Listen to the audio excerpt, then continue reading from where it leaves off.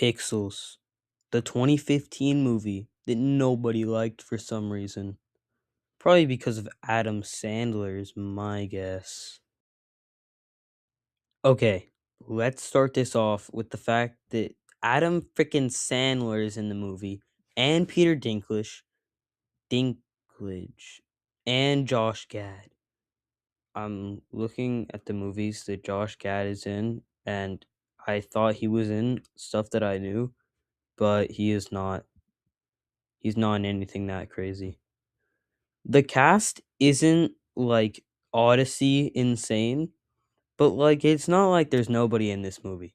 So we're already off to a good start, okay? The movie starts off in the 80s with children playing arcade games. And then there's this one kid with really like fluffy hair that goes and plays arcade machines for the first time and is like really good. And then it skips to him at the world championship of arcade games losing to Peter Dinklage. Can we also talk about how Peter Dinklage's character is the same as a child and as an adult? Like, as a child, it's not a different actor. There's also that one Gooner kid. I just kind of wanted to mention him. You should know he's there. It makes the movie much better. Also pertaining to this kid is like the funniest line in the movie.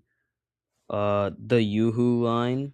This was it got me laughing, bro. It got a little giggle out of me, I'm not gonna lie. It was pretty funny. I didn't really mention this guy, but there's also this one guy that's friends with fluffy haired kid, and he somehow became president. Don't really know how he got up there, but yeah. And now fluffy haired kid has magically transformed into Adam Sandler. I wish I could do that, just transform into Adam Sandler whenever I wanted to. But yeah, so somehow they're still friends also. Like, I mean, I don't know. I feel like that's kind of crazy. You're president now and you're still friends with this chud. I don't get me wrong, he's Adam Sandler, so he's beautiful. But like, I'm just saying. After the scene where we learn that that guy is the president, we learn that Adam Sandler works at some like nerd job, which is kind of weird because it's like just installing gaming consoles. It's like an electric man or whatever you call those people, but they just install gaming consoles, which is really weird. And then while he's installing this console at some kid's house, he just starts talking to the kid, which is kind of weird, but like, okay. Also, this kid is like literally the most annoying tiny little piece of shit I've ever met. He is so annoying and I want to kill myself every time he's on the screen. No offense, little bro. You're just really annoying. And then Adam Sandler goes into a closet with the little chud's mom and like talks with her cuz she's depressed, I guess. And then they come out and they're like, I don't like you. I don't like you either." But we all know they just want to crack each other. Since my boy Sandler is friends with the Prez, he just goes to the White House after he's done with his nerd job, I guess. And on his way there, since he's leaving from Chud Kid's house, he finds out that his mom also works at the White House. When Big Sandler gets to the White House, Mr. Prez tells him about some Galacta things attacking Earth. I know what Galacta is, just saying, but you know. And then the Prez and like the Ministry of Defense or something, they are talking about these Galacta things attacking Earth, and Big Sandler goes in and embarrasses himself in front of the host trying to explain what he thinks they are. I would think he's crazy too, to be honest with you. I watched this movie a whole 4 days ago, so I'm not like completely sure on what happened, and I'm not trying to rewatch the movie right now. Sorry, bro. But I'm pretty sure the next thing that happens is we go and meet Gooner Kid again. Josh Cad, the guy that I thought was actually in Ball movies. Two things I just want to skim over real quick. There, after the first attack with Galacta, there was another attack in India. I don't really know what video game it was. It looked like Galacta again. It might have been. I'm not sure. But that happened, and we also know that now if we lose two times to these alien thingies, then we lose Earth. And yeah, that kind of sucks. But if we win three times, then I don't know what we get. We win, I guess. Oh, you lost the game. Also, uh, Mr. Prez was like making a cake with his wife or something, and that was kind of weird, but it was also kind of funny. Then we go to the UK. Ew! I hate British people.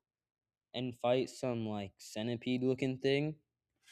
Uh, we win. We brought Gunner Kid with us. He's on our side now, which is good, I guess. Uh, the Prime Minister is pretty funny. She got some good jokes in there. And then whenever like the aliens gave us like that trophy looking thing, why of Duck Hunt? Why the frick did we just not ever touch on that in the plot again? That's my biggest complaint with this movie. Why? So now we're in Japan and we're fighting Pac-Man, right? So we go along and we grab the dude that made Pac-Man and we make him help us, okay?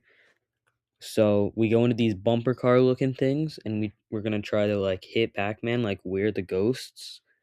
But before that happens, the creator of Pac-Man is stupid and gets out of his car and tries to be like Hiccup and tame Pac-Man. But Pac-Man's not stupid. He's not a Nightwing. He just eats the guy's arm. Yeah. But we beat him, and we get Cubert now. Huh. Cubert D go. Then we go to this like ball thingy because we won, and Adam Sandler and Chud Kid's mom get a little closer. Like their relationship it it thickens. Speaking of Chud Kid, he's with Cubert, and he gets like eaten by the alien ship. Not like actually eaten, but like tractor beamed up into their ship. You might ask why. You say we beat Pac-Man, as was I when I was watching it. But turns out somebody cheated. I wonder who it could have been. I know it wasn't Adam D. Goat, and it probably wasn't Gunner Kid, 'cause fellow Gunners would never do such a thing. You know who I think it is? I think it's the small one. Gunner Kid's goon becomes real. Because like, the aliens are all here now. Then we have to go like fight Donkey Kong to save the world. So like, we go fight him so that we can also save Chud Kid. I don't want to save Chud Kid, but we have to. Then, I knew the whole time that Peter Dinklage was the cheater. I just didn't want to tell you guys because I wanted it to be a surprise for you. But when Adam finds out, he realizes that he's actually the best Donkey Kong player in the world since Peter Dinklage cheated him out of a victory. So that lets him have the hope to beat Donkey Kong, and he overcomes his fears, and he beats Donkey Kong, and he saves the world. Yay! Well, I did kind of glance over most of the movie, but I did like it. I gave it a 3.5 for Pete's sakes. I don't give things a 3.5 if it doesn't deserve a 3.5. It wasn't the perfect movie. It was definitely pretty cringy at some points, but at the same time, it was also pretty funny at some points and had a pretty compelling story. I think a lot of people hate on this movie that I don't really understand. I mean, I wasn't alive for like 80s games, obviously, but maybe they're not doing them justice. I don't know. Oh, yeah. Thanks for watching. I mean, this was my first video.